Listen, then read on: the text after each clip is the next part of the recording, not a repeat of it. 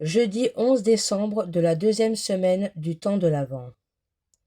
Viens Seigneur, écoute notre prière, ne tarde plus. La parole de Dieu. Sur les hauteurs dénudées, je ferai jaillir des fleuves et des sources au creux des vallées.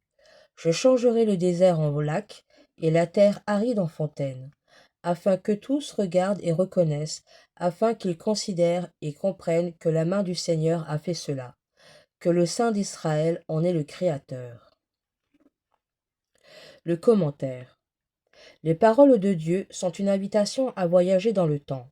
À quel moment de l'histoire sommes-nous quand est raconté ce jaillissement de fleuves, de sources et de fontaines? Aurions-nous la joie et l'honneur d'être conviés à la création? Alors il nous reviendrait de guetter les bestiaux et les bestioles qui vont sous peu pulluler. Que les eaux foisonnent d'une profusion d'êtres vivants. Le récit des origines, relu et revu par Isaïe, est sans aucun doute une méditation sur la naissance du monde et sur la puissance de vie voulue dans ce commencement.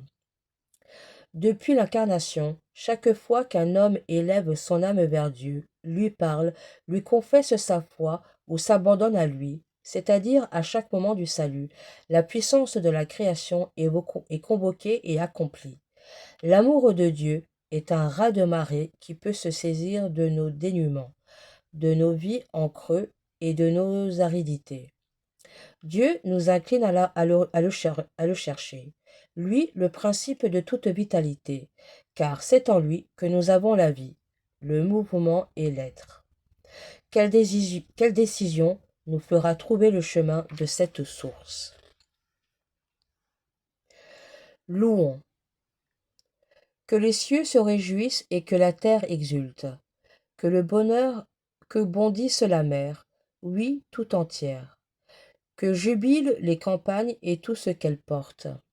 Chantez-lui un cantique nouveau, chantez le Seigneur, terre entière. Car le Seigneur est grand et digne de toute louange. Apportez au Seigneur, famille des nations. Apportez au Seigneur, gloire et honneur. Apportez au Seigneur, la gloire due à son nom. Amen. Rendre grâce. Père éternel, fais de notre vie une marche vers le royaume des cieux. Tu es proche, Seigneur, vienne ton jour. Béni sois-tu, Seigneur, Fils du Très-Haut. Donne-nous de savoir témoigner de notre espérance. Tu es proche, Seigneur, vienne ton jour. Béni sois-tu, Seigneur, Sauveur du monde. Donne-nous de pardonner à ceux qui nous ont offensés.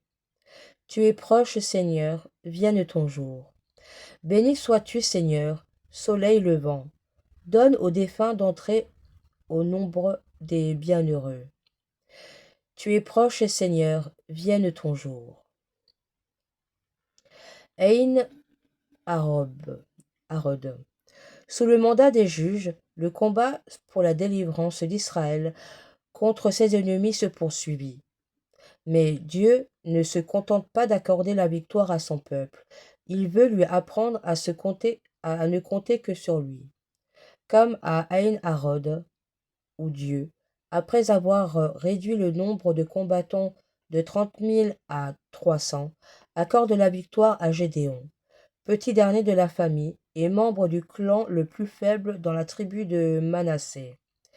Il nous faudra encore bien du chemin pour comprendre qu'à Noël, c'est par la faiblesse d'un enfant que Dieu remporte la victoire.